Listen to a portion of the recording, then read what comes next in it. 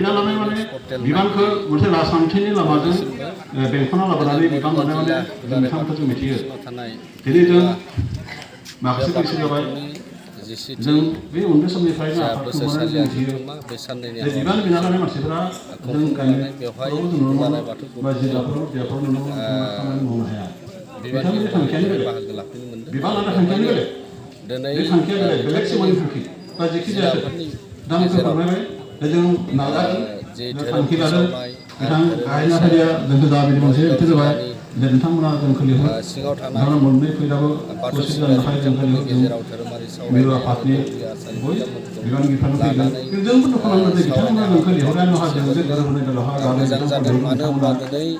बेवहा बै खालि थाखानो जासै बिथांमोना लाइजाम मोनसे लिरनानै थांनोबो बिथांहा हौवाखौ खालामना दं आरो बेयो जों दिनै बेबायदि मोनसे जोंखौ दुलाराय बाथौ अनर्थ जोंखौ माने जोङो बै खालि सारि घन्टा लांदोंमोन धोरोमारि बिथिङाव खामानि मावलांनो दङ आरो बिथांमोना दुखु नांदों मा जेखि जायाखै जायखिजाया बिथां जोंनि गेजेरावहा बे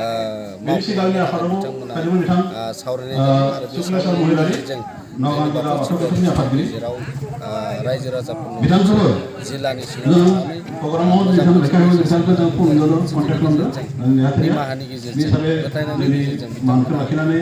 दिनै खामानि जों मावनो थाखाय बेनिखायनो बिथांखौ रादाय होदों आरो जोंनि बेबायदिनो जोंबो बेवहाय बिथांनि बाहागो लाफैनो मोनदों आरो बेयो सुंद' बिबुंथि मरिगाव जिल्लानि लाखिनो थाखाय खावलायनाय जिल्ला आफाद हिसाबै मोनसे गोजोनथाव खौरां मानो होनबा खौसेयै जानानै खामानि मावलांनो थाखाय बिथांमोना दिनै बाथ्रा जोंखौ खुलुमदों बिना लानाय माने बिबानखौ मोनसे राजखान्थिनि लामाजों बेंखनना लाबोनानै बिबान लानाय माने नोंथांखौ जों मिथियो दिनै जों माखासे बैसो जाबाय जों बे उन्दै समनिफ्रायनो आफादखौ मोननानै जों मिथियो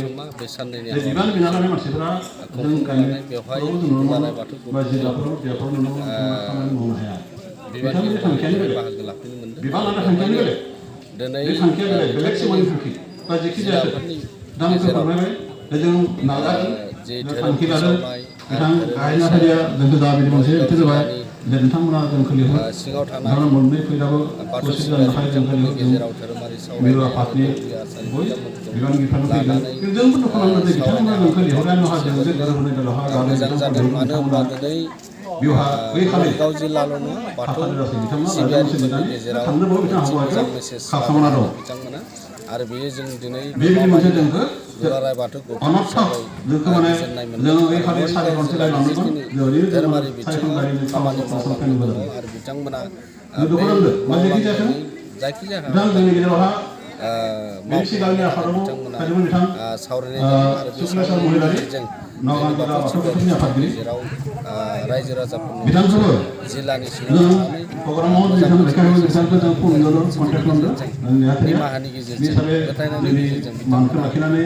दिनै जों खामानि मावनो थाखाय बेनिखायनो बिथांखौ रादाय होदों आरो जोंनि बेबायदिनो जोंबो बिथांनि बेवहाय बाहागो लाफैनो मोनदों आरो बेयो सुंद' बिबुंथि मरिगाव जिल्लानि लाखिनो थाखाय खावलायनाय जिल्ला आफाद हिसाबै मोनसे गोजोनथाव खौरां मानो होनबा खौसेयै जानानै खामानि मावलांनो थाखाय बिथांमोना दिनै बाथ्रा जोंखौ खुलुमदों।